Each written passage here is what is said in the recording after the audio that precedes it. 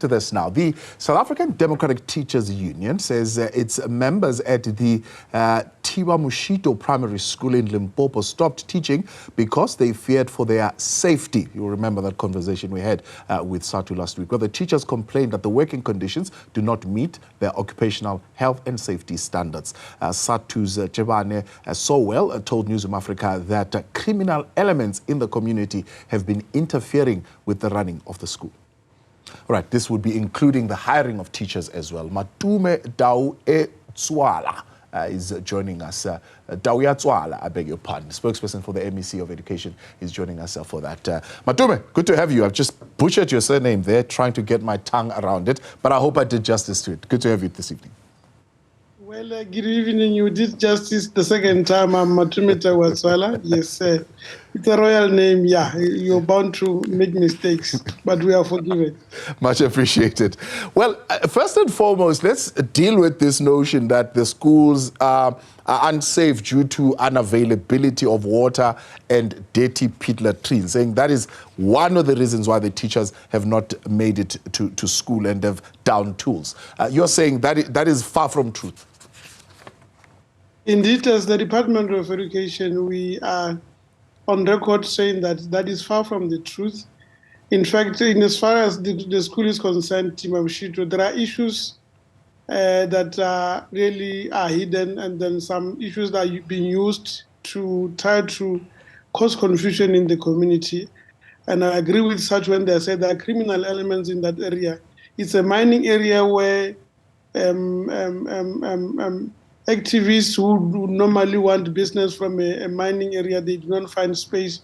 Now they come to our schools and cause confusion in our community. We've got toilets, what we call enviroloos in our school, enough for our schools, our learners and our teachers, which are supposed to be cleaned by the school, including water supplied by the municipality with the JoJo tank that is connected to the school infrastructure. And whenever the pump operator for the village is pumping the water, they are able to harvest the water on time and then be able to keep the water for a longer period of time. In case there's a problem with the system at the community, the school has got enough resources to be able to buy potable water, to be able to continue in the meantime while the municipality is fixing the problem. Yeah. So what is happening in that school is that as things stand now, everyone is at school, including the principal that was chased last year in February. Yeah. Out of the demand of the parents who are parents to the learners who are there, and then the designated guardians. Yesterday, they demanded a meeting, and then they told the department, Sadtu, the police, that we want our learners back in our school. And Sadtu, the department and the police agreed. Today, as we speak, culture of learning and teaching has resumed at the school. The police were there to monitor these rogue elements that have caused problems throughout the week, and then we can confirm that none of them have come to close the school, because we must tell you that it is them that has been coming to close the school. Yeah. As a result, the teachers felt unsafe and decided to go and report at the second office. So it seems though, I mean, from talking to Sadtu, that the big issue here is between the community, or if you like, the SGB, and the principal. They're saying the principal is ruling with an iron fist there. Some of the decisions that he's taking, they are not particularly happy with, including the appointment of the deputy principal.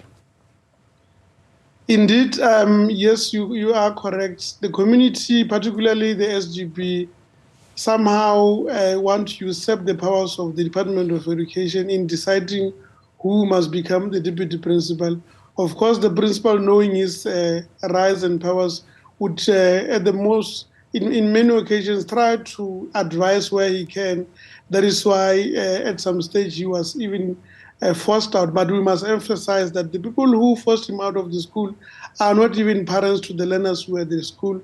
And that matter has been raised with the police. We've requested the police to look into those people. If possible, they must arrest them. But we must say that as things stand, we've taken powers from the circuit and the district so that we can be fair and then finalize the issue of the appointment of the deputy principal at the level of the province. But of course, the SGB needs to come to party as well, not become a problem to us. And it is something that the MEC has condemned as well in Bilavila, when she was in Bilavila yesterday, when she made a surprise visit, that some of the problems that we encounter in many of our schools is SGBs who are now coming to our schools with nefarious ends. Because now we are putting money into our schools in a form of norms and standards. This has attracted various sort of people who come to our school with intentions not to assist our school to do better, but to try to siphon the funds for their own interference. And this is something that MEC Luru Ramakanya is really worried about, and she will be working with police hand in hand to make sure that such rogue elements are attended to. So you are saying you have now taken the matter of the appointment of the deputy principal away from circuit, away from district. How are you going to be handling it now?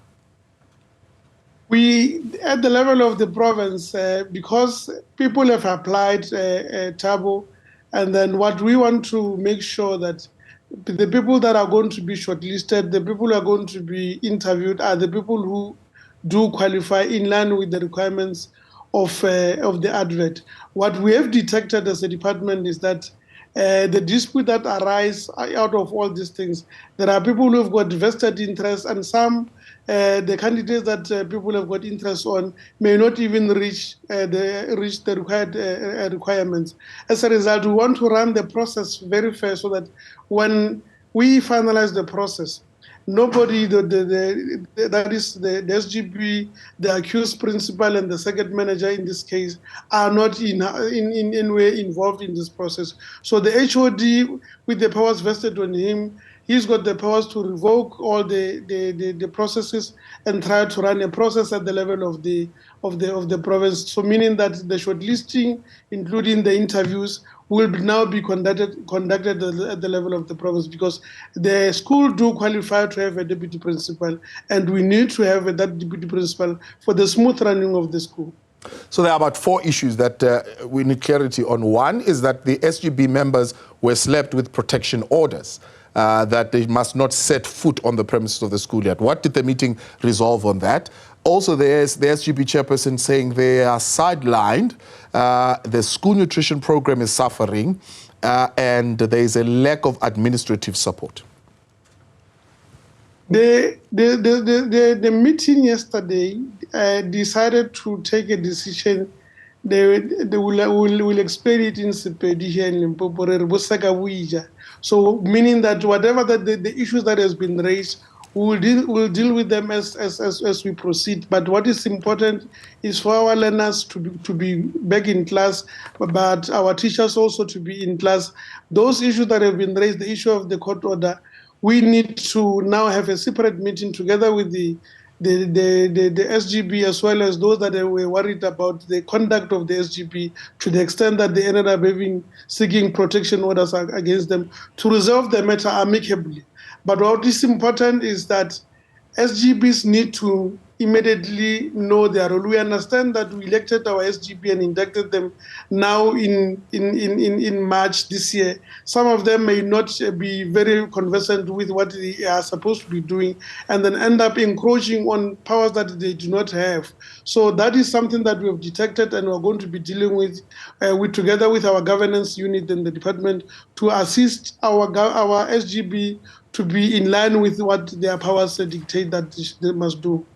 So schooling has resumed right now. I mean, if I get you clearly, you're saying they reached consensus at that meeting to move forward. How you're going to move forward? You're going to attack these matters bit by bit, including issues around the passing of the budget, because apparently it's one of the issues that has persistently been unable to be resolved. You see, that is one of the confusion that the SGB has. The allocation is given to a school by the department in line with the school role of the learners. So there is nowhere where you'll be saying, we're coming to come and pass a budget. The monies of the norms and standards are allocated to a particular school in line with the school role, meaning that the number of learners enrolled in that particular school. Yes, the school, the teaching and learning has resumed today, and we must commend the parents, because it is them who called the meeting and said, enough is enough. We are tired of people who are not having learners in the school, disrupting our school in a form of business opportunities, in a form of this and that. We want our learners to come to school. And we went there with Sadtu, with the police and everybody to go and listen to them, and we agreed with them. Yes, we are agreeing that we will deal with other issues bit by bit. I repeat, Bushaka Buija. Appreciate your time, but true,